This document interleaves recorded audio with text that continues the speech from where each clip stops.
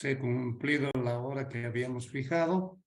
Vamos a dar inicio a esta primera clase, donde básicamente, en principio, voy a abordar lo que son los horarios. Luego les voy a explicar cómo vamos a hacer las clases.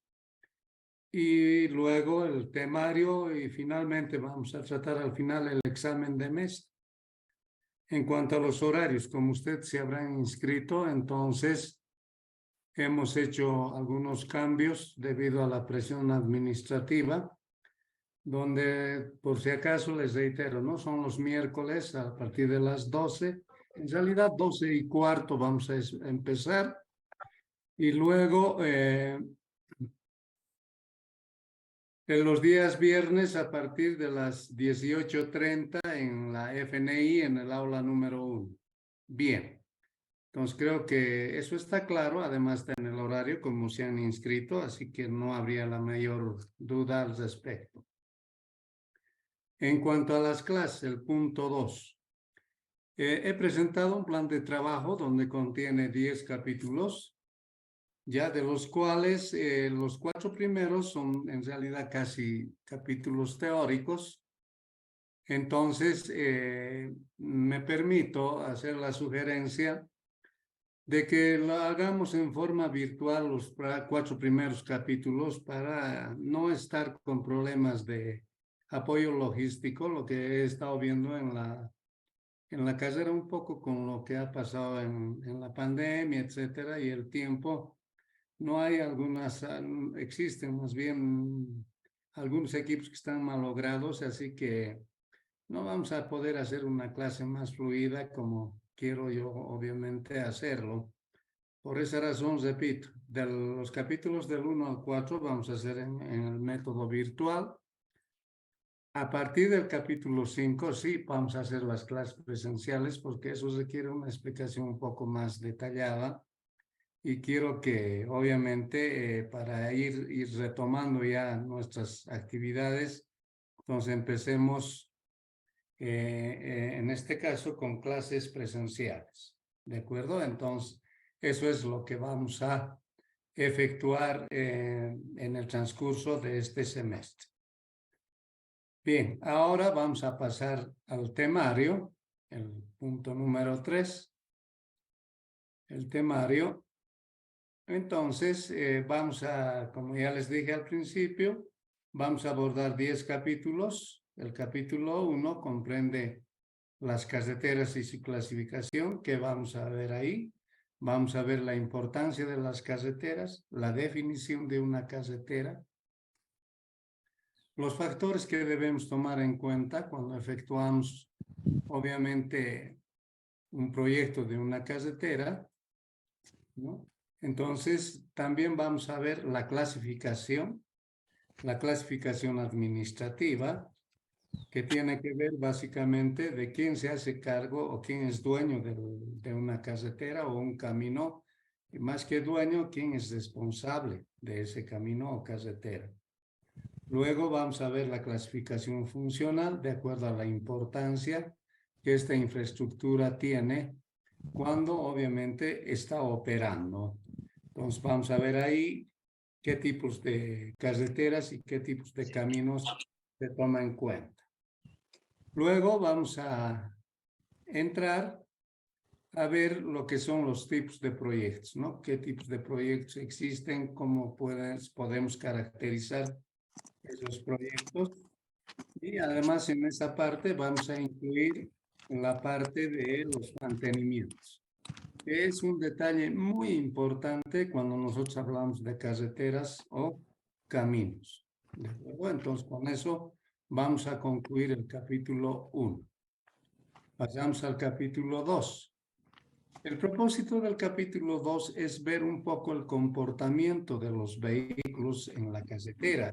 Este es un detalle muy necesario porque muchas veces las normas están escritas para vehículos que son nuevos. La verdad es que en nuestro medio, digamos, es cierto que ha habido una dinámica bastante grande de renovación de vehículos, pero también los otros que estaban ya, como decimos, viejitos, siguen todavía en funcionamiento. Entonces, ese es un detalle importante a tomar en cuenta cuando nosotros hacemos un diseño geométrico. Y la verdad es que los vehículos viejitos a los que hago referencia, ¿dónde terminan su vida? En el área rural, ¿no es cierto? O sea, eso es lo que pasa. Entonces, necesariamente los del área rural necesitan moverse a la ciudad, etcétera. Entonces, esos vehículos siguen en funcionamiento. Pero en sí, ¿qué vamos a ver cuando hablamos de resistencia al movimiento? Lo que vamos a ver es cómo es que hay resistencias para que se genere el movimiento. Dentro de esas resistencias tenemos la resistencia en este caso, de las piezas que generan el movimiento del vehículo. O sea, en este caso sería la resistencia por transmisión. Luego vamos a ver una resistencia por rodadura, o sea, del contacto del neumático con la calzada. Luego vamos a ver una resistencia debido al aire, o sea, el aire provoca resistencia. Ahora, dependiendo del diseño que hagamos nosotros, vamos a tomar en cuenta las resistencias en pendiente, que yo considero que es lo más importante. Luego vamos a ver la resistencia por curva y vamos a ver la resistencia por inercia. Entonces, esos 3 o esos 6 tipos de resistencia que normalmente participan ya dentro de lo que significa el movimiento del vehículo, lo vamos a describir y lo que queremos es que ustedes capten cómo es que tienen que hacer su proyecto, si van a hacer un camino, una carretera, etcétera. Entonces, ¿cómo van a hacer esa clasificación? ¿De acuerdo? Entonces, eso es lo que vamos a estudiar. Luego viene el capítulo 3. En el capítulo 3, entonces, vamos a ver la variación de la potencia del motor por altitud y temperatura y su influencia en la longitud de rampa. A ver, empecemos por la primera parte. Hablamos de la variación de la potencia del motor. ¿Por qué hablamos de ese término? Porque obviamente, geográficamente, por ejemplo, Oruro está a más de 3.700 metros sobre el nivel del mar.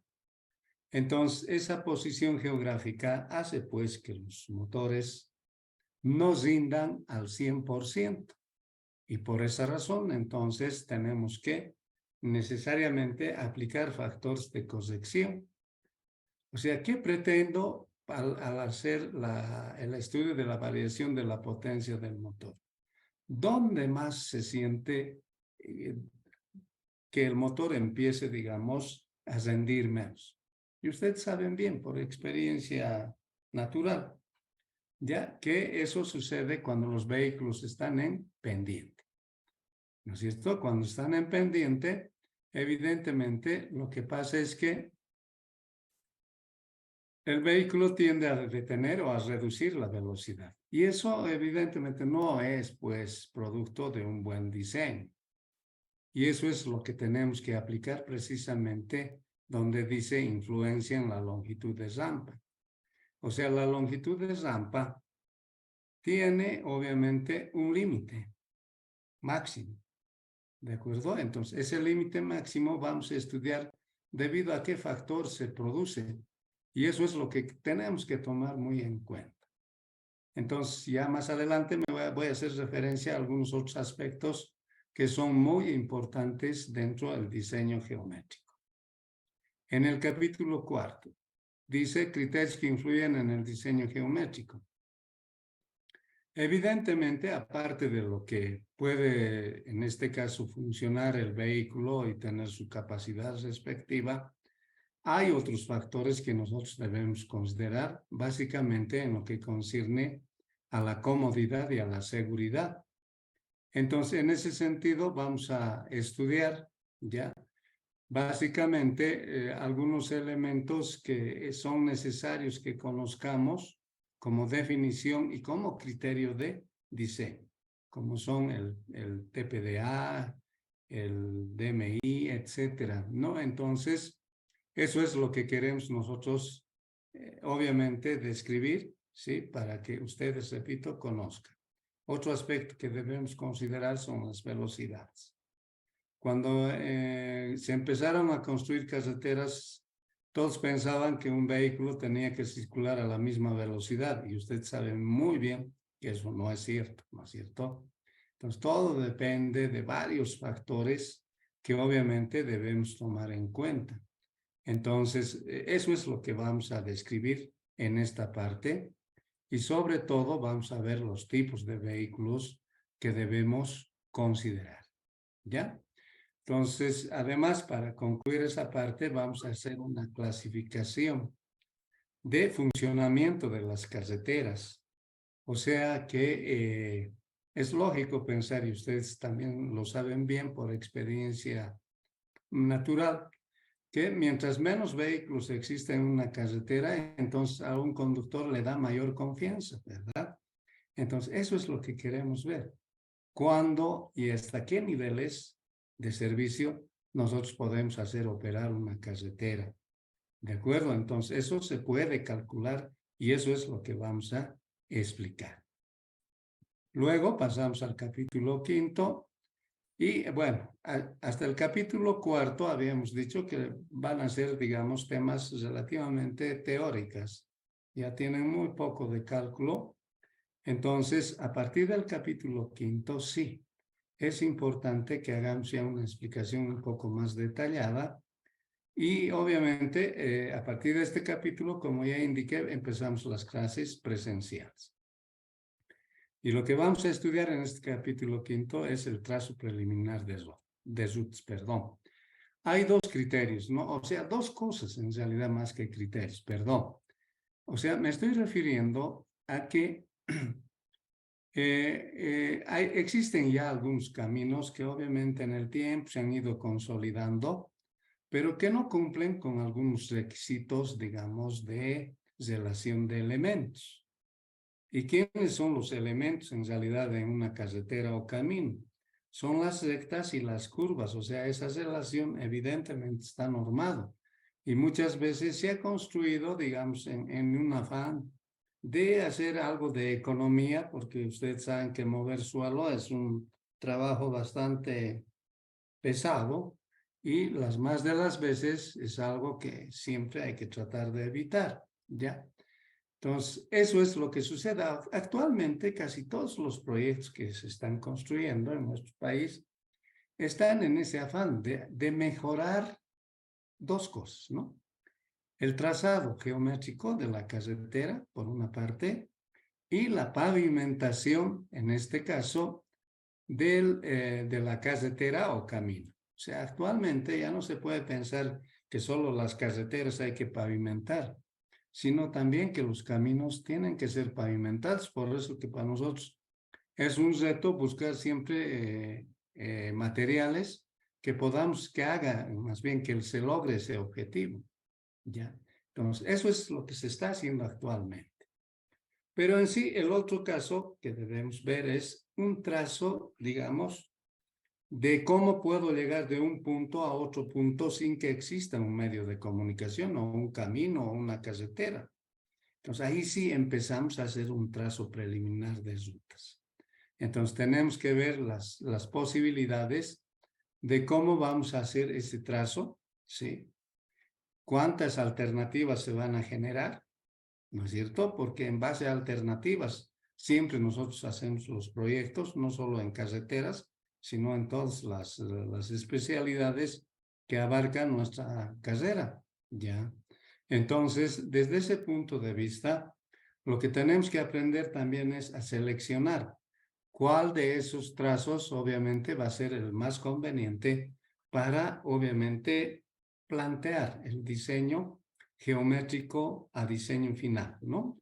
Entonces, para eso vamos a aprender a efectuar trazo preliminar de rutas. Claro que esto es un detalle muy importante porque siempre se requiere, repito, efectuar este tipo de infraestructuras, especialmente en caminos al principio, ¿no? Luego en el tiempo puede consolidarse como carretera, etcétera, etcétera. Eso ya viene más adelante. Luego vamos a entrar al capítulo 6, donde vamos a ver las visibilidades. En realidad, el término es visibilidad. En real, lo que se hace, perdón, en el diseño geométrico es tomar en cuenta básicamente la visibilidad. Es el parámetro fundamental de un diseño geométrico. Ahora, evidentemente hay eventos en los cuales debo necesariamente efectuar unos cálculos. Y a eso se está refiriendo, por ejemplo, la visibilidad de parada. ¿Ya?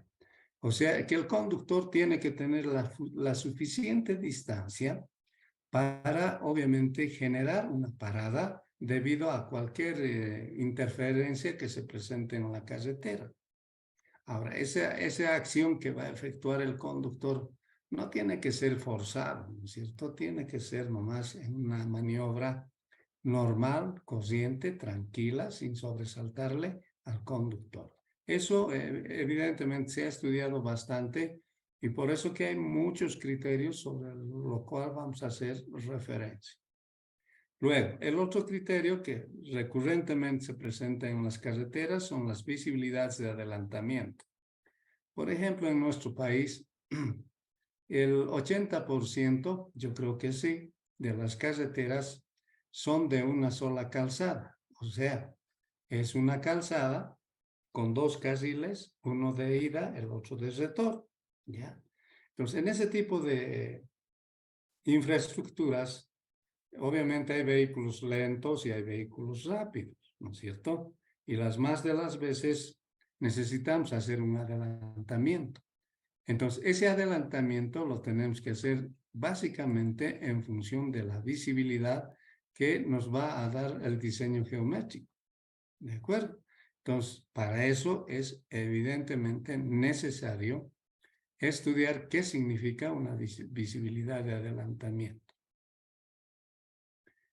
Luego, en la clasificación funcional, vamos a ver que hay carreteras más importantes y menos importantes.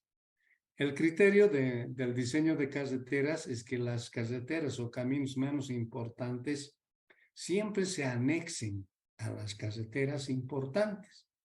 ¿Y a través de qué se van a anexar? A través de intersecciones. Por eso es importante efectuar el diseño de estas intersecciones y los criterios que se dan básicamente están sostenidos en la visibilidad. Y eso es lo que vamos a desarrollar. ¿De acuerdo? Y finalmente vamos a ver por lo recurrente que sucede en nuestro medio, las visibilidades de encuentro, que significa que muchas veces nosotros debemos construir un camino fundamentalmente con una calzada y un carril. Entonces, fíjense, en ese tipo de infraestructuras, alguien tiene que bueno, por favor, les pido que en 10 minutos se va a suspender la clase, pero por favor vuelven a reingresar porque nuestra clase, para cumplir el horario, entonces tenemos que hacer por lo menos 2 ingresos como les estoy manifestando. ¿Ya? Muy bien, vuelvo a lo que estaba explicando. La visibilidad de encuentro. Entonces, en esos casos, necesitamos que nuestras visibilidades sean más largas. ¿Por qué? Porque muchas veces uno de los vehículos tiene que efectuar la parada obligatoria, esperando que el otro vehículo haga el cruce respectivo. ¿De acuerdo? Entonces, por esa razón, un poco vamos a estudiar lo que es la visibilidad de encuentro. ¿De acuerdo? Entonces, eso es lo que vamos a ver. Con esa base de criterios que vamos a desarrollar, entonces vamos a ingresar al capítulo 7, donde vamos a ver lo que es el alineamiento horizontal. A ver, antes de hablar del alineamiento horizontal, entonces lo que va a suceder es lo siguiente. Un vehículo, ¿sí? Cuando transita en terreno plano y en recta, entonces su movimiento es unidireccional. Cuando transita en terreno plano, pero sobre una curva, entonces su movimiento es bidireccional, ¿sí? Pero además de tener la curva horizontal, se tiene una pendiente vertical, entonces ya su movimiento es en el espacio. Entonces los diseños deberían hacerse en ese criterio. Pero bueno, se supone que entrar en ese detalle es muy complejo, ¿ya?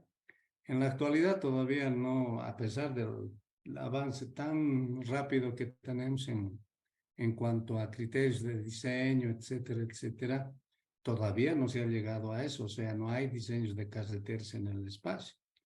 ¿De acuerdo? Seguimos haciendo el otro criterio que les explico ahora. Ustedes recuerdan bien, ustedes han visto proyecciones en dibujo 1, ¿verdad? Sí. Entonces agarran un cuerpo y ese cuerpo proyectan sobre un plano horizontal, sobre un plano vertical y sobre un plano en perfil. Entonces el criterio de diseño de la carretera es el mismo. Entonces, ¿qué significaría el alineamiento horizontal? Significa, obviamente, proyectar el eje de la vía sobre un plano horizontal. Y ahí vamos a hacer la relación de elementos, repito, que consisten en rectas y curvas. ¿De acuerdo? Entonces, eso es lo que vamos a ver en el alineamiento horizontal. Entonces, esa relación de elementos ya vamos a entrar en detalles, especialmente en las curvas, porque eso es lo que, digamos, trae mayor detalle de diseño que hay que efectuar. Ya lo vamos a ver cuando lleguemos al capítulo respectivo. En el capítulo 8 vamos a ver el alineamiento vertical. Entonces, este alineamiento vertical tiene que ver, digamos, en la proyección del perfil longitudinal de la carretera, o sea, del eje de la carretera, sobre un plano vertical. ¿Y para qué hacemos esa proyección? Para que sobre ese perfil longitudinal tracemos rectas que se llaman rasantes. Obviamente, esas rectas se tienen que intersectar entre sí. Pero esa intersección me va a generar un ángulo, bueno, no recto, pero un ángulo que obviamente en el cual no va a poder circular un vehículo. Por ende, tenemos que diseñar una curva, ¿de acuerdo? Entonces, una curva que relacione rasantes y que además esa curva tenga que ver con las famosas distancias de visibilidad. Entonces, eso es lo que vamos a estudiar básicamente en un alineamiento vertical, ¿de acuerdo?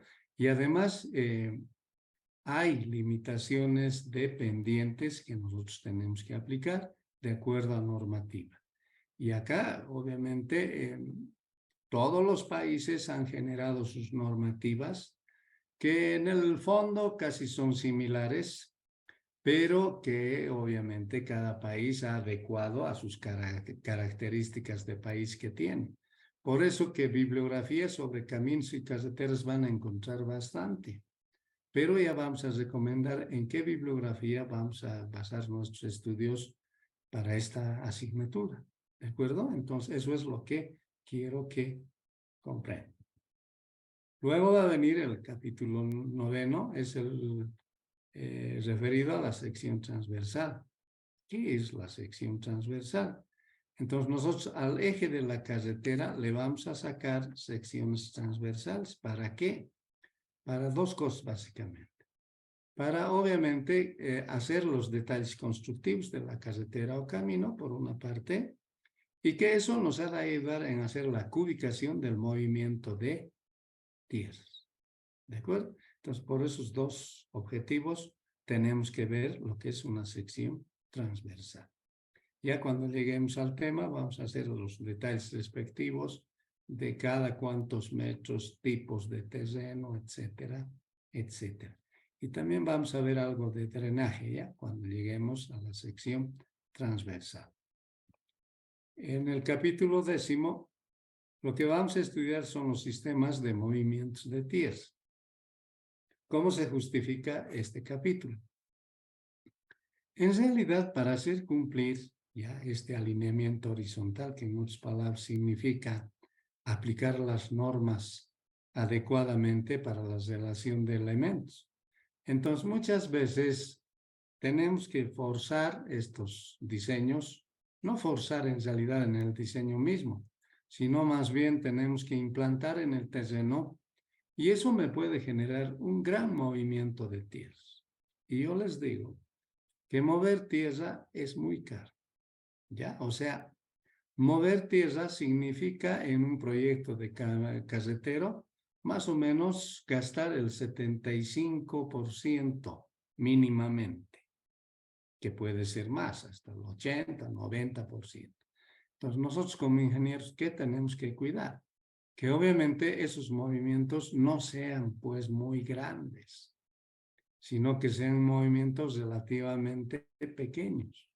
¿Para qué? Para abaratar el costo. Más todavía nosotros que obviamente somos un país en desarrollo.